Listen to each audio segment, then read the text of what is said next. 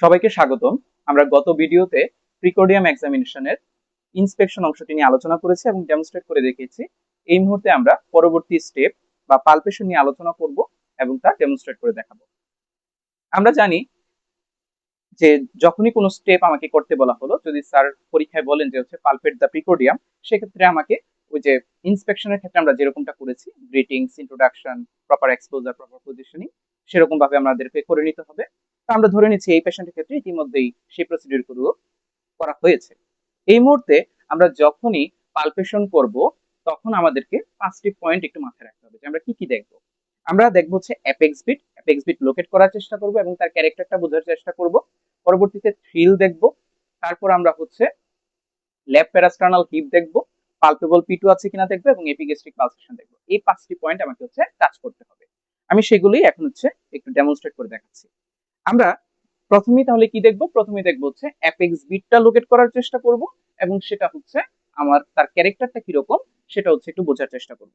আমরা জানি যে একজন নর্মাল মানুষের, একজন নর্মাল পেশেন্ট যদি আমরা বলি, তাহলে তার যেই হচ্ছে অ্যাপেক্স বিট সেটা কোথায় পাওয়ার কথা?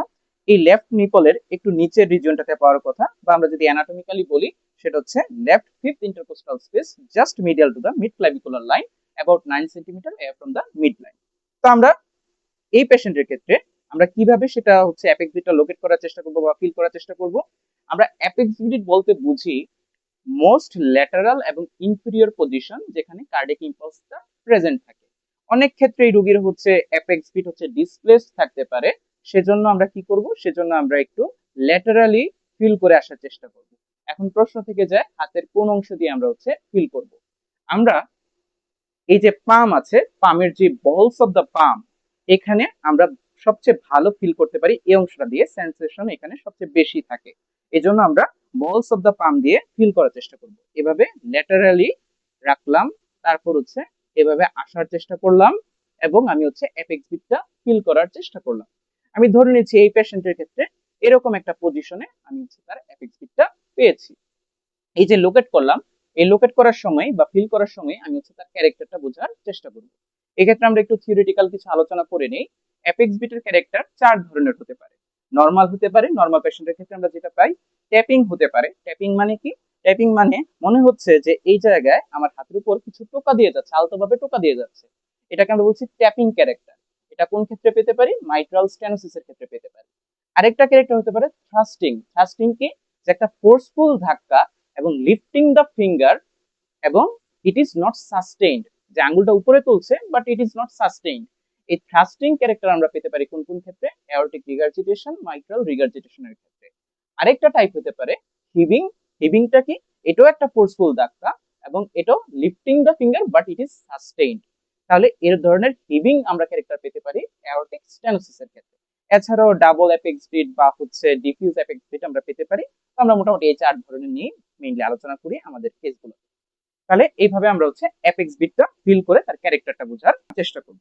আমরা যখনই অ্যাপেক্স বিটটা লোকেট করতে পারলাম, পরবর্তীতে তার লোকেশনটাকে আমরা হচ্ছে স্পেসিফাই করার জন্য অ্যানাটমিক্যালি আমরা প্রথমেই তার হচ্ছে স্টার্নাল অ্যাঙ্গেলটা বোঝার চেষ্টা করলাম। সে বরাবর আমি গেলে হচ্ছে পাবো সেকেন্ড ইন্টারকোস্টাল স্পেস লেফট সাইডের। তারপর সেখানে হচ্ছে আমি হচ্ছে second intercostal space, third intercostal space, fourth intercostal space, এরকম ফিফথ ইন্টারকোস্টাল স্পেস হচ্ছে আমি পেলাম। তাহলে এরকম ফিফথ ইন্টারকোস্টাল স্পেস লেফট সাইডে আমি হচ্ছে অ্যাপেক্স বিটটা পেয়েছি। পরবর্তীতে সেটা মিড লাইন থেকে তার ডিস্টেন্সটা কত সেটা বোঝার জন্য আমরা হচ্ছে একটা ফিতা দিয়ে সেখান থেকে একেবারে মিড লাইন পর্যন্ত আমরা হচ্ছে এই দূরত্বটা মেপে নিব। যেমন এই রোগীর ক্ষেত্রে আমি পাচ্ছি হচ্ছে 9 centimetre from the mid line. তাহলে এভাবে আমরা হচ্ছে তার লোকেশনটাকে স্পেসিফাই করে ফেলতে পারি। আমরা যখনই অ্যাপেক্স বিট লোকেট করলাম, তাকে ফিল করে তার ক্যারেক্টারটা বোঝার চেষ্টা করলাম, তারপর সেটাকে আমি অ্যানাটমিক্যাল স্পেসিফাই করলাম যে কোন লোকেশনে তাকে পাচ্ছি। যদি এরকম হয় যে এইভাবে শোয়া অবস্থায় রোগী আমি কোনো ধরনের অ্যাপেক্স বিট পালপেট করতে পারছি না, সেক্ষেত্রে আমি রোগীকে বলবো, বাবা আপনি একটু বাম কাত হন তো। এরকম লেফট ল্যাটারাল পজিশনে নিয়ে আমি তার অ্যাপেক্স বিট পালপেট করার চেষ্টা করব। যদি এরকম হয় যে এই পজিশনে নিয়েও কোনো ধরনের অ্যাপেক্স বিট আমি পাচ্ছি না, সেক্ষেত্রে রোগীকে বলবো, বাবা একটু বসেন তো, আপনি একটু সামনের দিকে ঝুঁকেন। তাহলে এটা হচ্ছে সিটিং এন্ড লিনিং ফরওয়ার্ড। এই পজিশনে আমি দেখার চেষ্টা করব তার কোনো অ্যাপেক্স বিট আমি পালপেট করতে পারি কিনা। যদি এরকম হয় এই পজিশনও পাচ্ছি না, সেক্ষেত্রে বলবো বাবা আপনি একটু 5 মিনিট হাঁটা চলা করে আসুন, তারপর সেটাকে আমরা পালপেট করার চেষ্টা করব। যদি এরকম হয় এই কেসও আমি পাচ্ছি না, 5 মিনিট হাঁটার পরও পাচ্ছি না, তখন আমাকে বলতে হবে apex beat is not palpable. Not palpable আমরা কোন কোন ক্ষেত্রে পেতে পারি? যদি এরকম হয় যে হাইপার ইনফ্লেটেড লাং, যেমন এমফাইসেমা, সেক্ষেত্রে আমরা পেতে পারি। অথবা নর্মালি ওবেস পেশেন্ট যারা, তাদের ক্ষেত্রে আমরা পেতে পারি। অথবা যদি apex beat behind the ribs হয়, সেক্ষেত্রে আমরা সেখানে নট পালপেবল পেতে পারি। পেরিকার্ডিয়াল ইফিউশনের ক্ষেত্রে পেতে পারি। আর সবার লাস্টে আমার যে কথাটা বলতে হবে সেটা হচ্ছে ডেক্সট্রোকার্ডিয়া। যে ডেক্সট্রোকার্ডিয়ার ক্ষেত্রেও আমরা দেখা যায় কি রাইট সাইডে পালপেবল অ্যাপেক্স বিট পাবো, লেফট সাইডে কোনো ধরনের পালপেবল অ্যাপেক্স বিট পাবো না। তবে ডেক্সট্রোকার্ডিয়াটা সবার শেষে বলাই সমীচীন, কারণ এটার ইনসিডেন্স দেখা যায় 10,000-এ হয়তো একজনের এরকম আমরা ডেক্সট্রোকার্ডিয়া পেতে পারি। এই জন্য সবার শেষে আমরা ডেক্সট্রোকার্ডিয়াকে রাখার চেষ্টা করব। এভাবেই আমরা অ্যাপেক্স বিটটা পালপেট করে দেখতে পারি। অ্যাপেক্স বিট পালপেট করার পর এবার আমার থ্রিল দেখার পালা। বাবা আপনি শুয়ে পড়েন তো। তাহলে প্রথমে একটু থিওরিটিক্যাল আলোচনা করে নিতে হবে যে হোয়াট ইজ থ্রিল। থ্রিল বলতে আমরা বুঝি পালপেবল মারমার, বা আমরা বলতে পারি যে ট্যাকটাইল ইকুইভ্যালেন্ট অফ মারমার। মানে একটা ভাইব্রেশনের মতো আমি ফিল করতে পারবো, মানে মারমারটাকে আমি পালপেট করছি। খেয়াল রাখতে হবে যখনই আমি মারমার বা থ্রিল দেখবো, অবশ্যই আমার একটা হাতের থাম দিয়ে আমাকে ক্যারোটিড পালস কিন্তু ফিল করতে হবে, বা ক্যারোটিড পালসটাকে দেখতে হবে। আমরা জানি যে ল্যারিংস এবং স্টার্নোক্লেডোমাস্টয়েডের অ্যান্টেরিয়র বর্ডারের মাঝখানে আমরা তার কি পাই, তার ক্যারোটিড পালসটা পাই। তাহলে যখনই থ্রিল দেখবো, যখনই মারমার দেখবো, এভাবে ক্যারোটিড পালসের উপর আমার একটা হাত থাকবে। এবার থ্রিলটা কোন কোন এরিয়াতে দেখবো একটু আমি এখানে আলোচনা করে নিই। যে আমরা 4টা এরিয়াতে তার এই থ্রিলটা আমরা দেখার চেষ্টা করব। 4টা এরিয়া কি কি? প্রথমে মাইট্রাল এরিয়া, দেন ট্রাইকাসপিড এরিয়া, তারপরে পালমোনারি এরিয়া, তারপর অ্যাওরটিক এরিয়া। মাইট্রাল এরিয়া ভাই কোনটা? মাইট্রাল এরিয়া আমাদের এই যে অ্যাপেক্স বিটের যে রিজিয়নটা, সেটাই মাইট্রাল এরিয়া।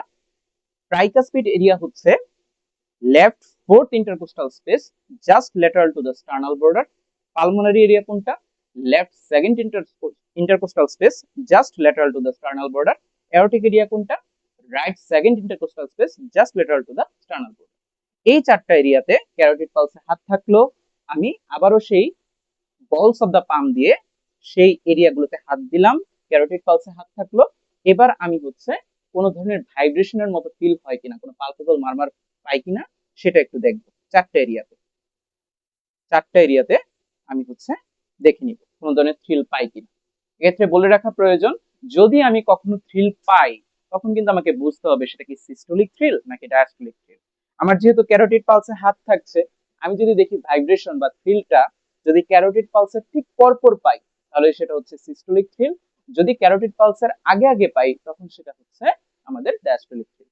যদিও বলাটা সহজ, করাটা অনেকটা কঠিন। ক্লিনিক্যাল প্র্যাকটিসের মাধ্যমে এই ক্ষেত্রে শার্পনেস বাড়াতে হবে। আমরা যখন থ্রিল দেখা শেষ করলাম, পরবর্তী স্টেপ লেফট প্যারাস্টার্নাল হিপ দেখা। আমরা আমাদের ডান হাতের যে আলনার বর্ডার আছে, সেটি দিয়ে লেফট প্যারাস্টার্নাল হিপ দেখার চেষ্টা করব। কিন্তু একটা কথা মনে রাখা প্রয়োজন, যেটা আমরা খুব কমনলি ভুল করে থাকি, যখনই আমরা লেফট প্যারাস্টার্নাল হিপ দেখব, তখন রোগীকে কিন্তু ব্রেথ হোল্ড আফটার এক্সপিরেশন এই পজিশনে নিয়ে যেতে হবে। আমি যখনই আমার রাইট হ্যান্ডের আলনার বর্ডার লেফট সাইডের যে স্টার্নাল বর্ডার আছে ওই বরাবর রাখলাম, এভাবে সোজা রাখবো না, এভাবে একটু ইনক্লাইন বা একটু বাঁকা করে রাখলাম। তারপর রোগীকে বলতে হবে বাবা আপনি শ্বাস নেন তো, শ্বাস ছাড়েন, ছেড়ে ধরে রাখেন। এই যে ব্রেথ হোল্ড আফটার এক্সপিরেশন, তখন আমি লেফট প্যারাস্টার্নাল হিপ বোঝার চেষ্টা করব। এখন যদি লেফট প্যারাস্টার্নাল হিপ আমি যদি প্রেজেন্ট পাই, তাহলে সেটা কি ইন্ডিকেট করে? সেটা ইন্ডিকেট করে রাইট ভেন্ট্রিকুলার হাইপারট্রফি। যখনই আমরা লেফট প্যারাস্টার্নাল হিপ দেখে ফেললাম, এবার আমাকে দেখতে হবে পালপেবল পিটু। আমরা পালমোনারি এরিয়ার কথা অলরেডি বলেছি, সেই পালমোনারি এরিয়াতে 2 বা 3 আঙ্গুল দিয়ে আমরা আবার দেখবো যে পালপেবল পিটু আছে কিনা। পালপেবল পিটু যদি থাকে, তাহলে সেটা কি নির্দেশ করে? সেটা নির্দেশ করে পালমোনারি হাইপারটেনশন। এরপরে আমরা দেখবো এপিগ্যাস্ট্রিক পালসেশন। এপিগ্যাস্ট্রিয়াম রিজিয়নে আমরা এইভাবে হাত রেখে কোন ধরনের পালসেশন পাই কিনা সেটা একটু বোঝার চেষ্টা করব। যদি এপিগ্যাস্ট্রিক পালসেশন থাকে, সেটা কি ইন্ডিকেট করে? নরমালি লিন এন্ড থিন পার্সনের ক্ষেত্রে আমরা এপিগ্যাস্ট্রিক পালসেশন পেতে পারি। এছাড়াও right ventricular hypertrophy, tricuspid regurgitation, অথবা অ্যাবডোমিনাল এওরটিক অ্যানিউরিজম, বা মাস ওভারলাইং দা অ্যাবডোমিনাল এওরটা, এই ক্ষেত্রে আমরা এপিগ্যাস্ট্রিক পালসেশন পেতে পারি। That's all about the palpation of the precordium examination. এটাকে আমরা কিভাবে প্রেজেন্ট করতে পারি? On examination of the precordium of this gentleman reveals that on palpation, the apex bit is in the left fifth intercostal space, just medial to the midclavicular line, about 9 cm away from the midline, and the character is normal. There is no thrill, there is no left parasternal hip, there is no palpable P2 and epigastric pulsation. ধন্যবাদ। এরপরে আমরা হসপিটালে একজন পেশেন্টের bed সাইডে এই পুরো প্রক্রিয়াটি আবার রিক্যাপ করার জন্য ডেমনস্ট্রেট করে দেখাবো। বাবা আসসালামু আলাইকুম, আমি ঢাকা মেডিকেল কলেজের পঞ্চম বর্ষের একজন শিক্ষার্থী। আমি আপনার কিছু পরীক্ষা করব, আশা করি আপনার সমস্যা হবে না। সমস্যা হলে আমাকে জানাবেন। আমি কি শুরু করতে পারি?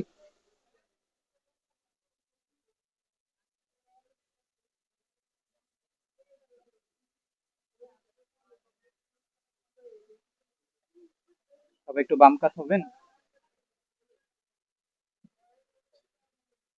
আচ্ছা,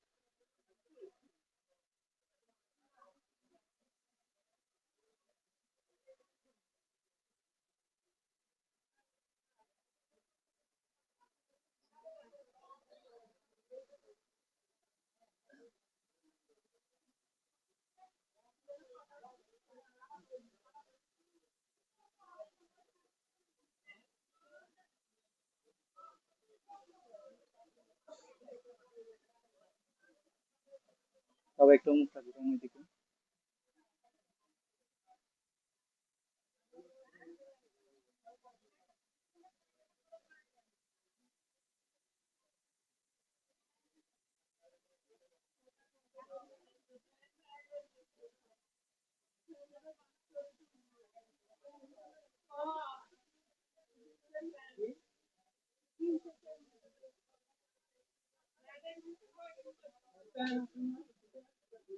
বাবা শ্বাস নেন, ছাড়েন, ছেড়ে ধরে রাখেন।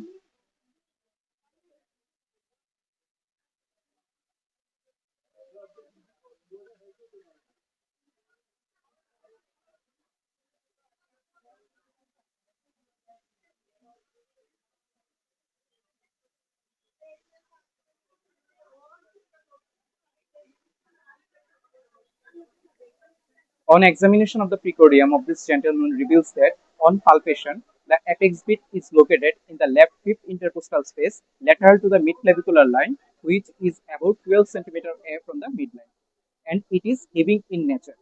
There is systolic thrill in the aortic area. Left parasternal hip is present. There is palpable P2, but there is no epigastric pulsation.